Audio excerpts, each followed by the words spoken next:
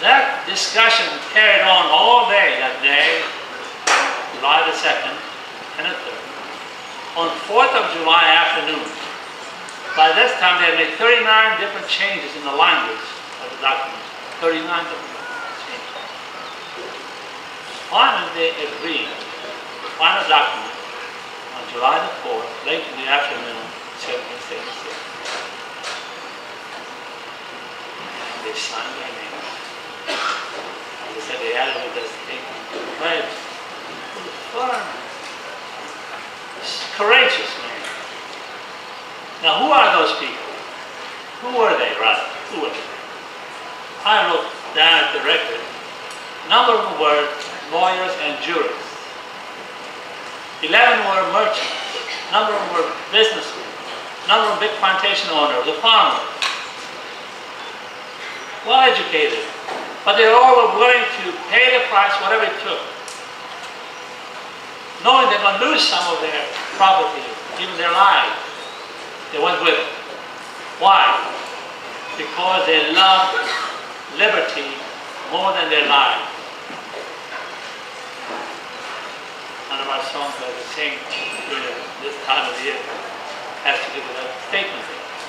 They rather die than live unless there's freedom, liberty. So they pay the price. As I said, a number of them. I got a list of a few names that maybe you might have never heard of.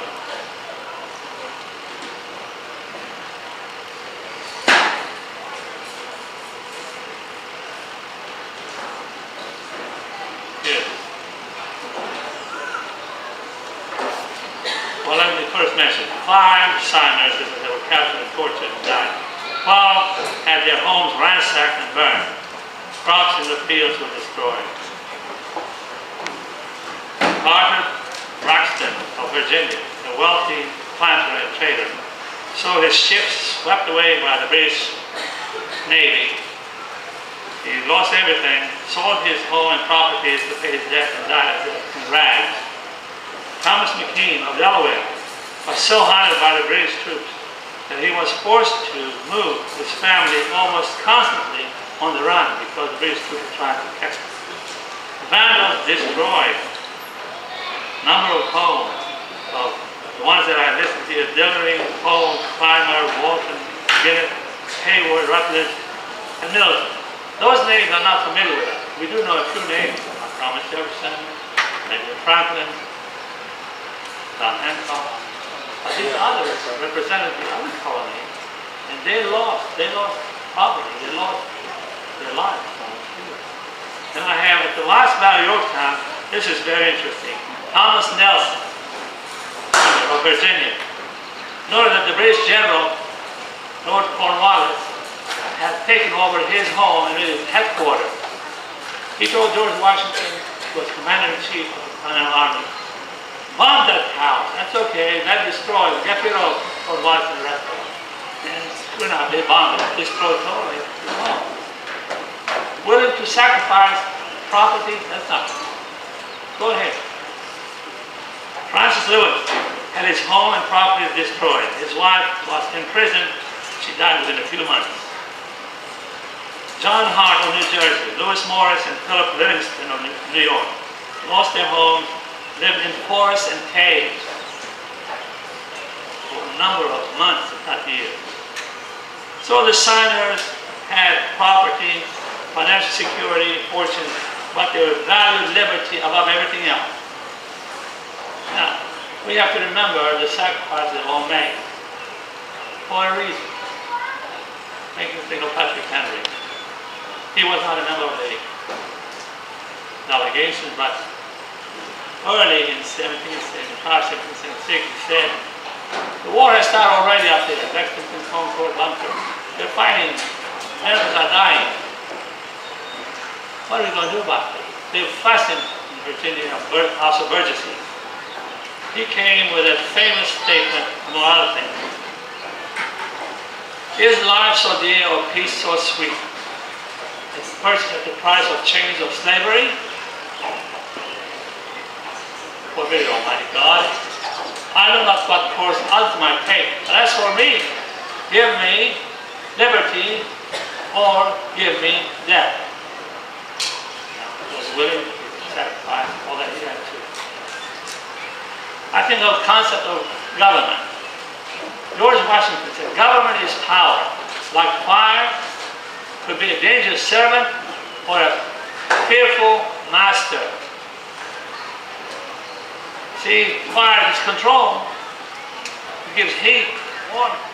Good idea. But if it's not controlled, government will be.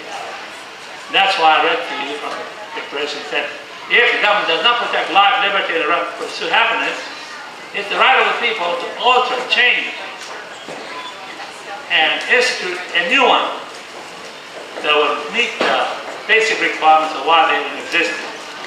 Right. Another one is from James Madison, a very important quotation, I think. He said, I believe that there are more instances of the abridgment of our freedom, for the freedom of the people, by gradual and silent encroachment of those in power than by violent and sudden takeovers. We don't lose our freedoms because of a big sudden revolution. No. It's silent, quiet. I've never, I was in the Senate for 14 years. I don't remember one time, I don't remember at all, where we're passing a bill or producing a bill, it's going to hurt the people. So it's going to help the people. Help them. But down underneath, if you look close, see what are the interests they're pushing for. The other day I was told by the lady that was visiting at home, there is a House Bill 2449 that's going to prevent us from raising the gardens in your backyard. That's crazy, isn't it? The name is Food Safety Act. How was that? Food Safety Act. I can believe how far we have moved from the freedom, basically. But on the other hand, I want to know, when I pledged allegiance to the flag for the first time in Hannibal, Missouri, Federal District Court, not my birthday, 1963, May 27th. I still remember the judge, after the ceremony, he said, David, go and enjoy the rights of citizenship, and stopped for a minute and said, picked my eyes, said, don't forget its responsibility. And this is where sometimes we fail, not all. I was a student at Berkeley, University of California, 1966, middle of the Vietnam riot or revolution, they call it. The media played a terrible role. At noon, when we're coming from our dormitory, the Plaza Hall Plaza, which is the administration building, usually it's a couple, 300 people. But at noon, when everybody's coming from dormitory, passes to the plaza to go to their cafeteria. And that's when ABC, CBS, NBC were real their television. That evening, you see yourself, one of the demonstrators. No. Oh. There weren't thousands of us. No. I remember also distinctly when I saw 3 or 4 fellows, 1966, 3 years after my first allegiance to the flag, dragging the flag right in the street. Hey, I said, what are you doing? I'm trying to stop. They pushed me aside. They were horrible. Hey, don't you know this is a free country? We can do anything we want to? I said, no. You don't desecrate the flag. This is what our men and women are fighting and protect our freedom. What's wrong with you? Oh, that's a free country. We'll do anything you want. That's what you handed out. And they kept dragging it.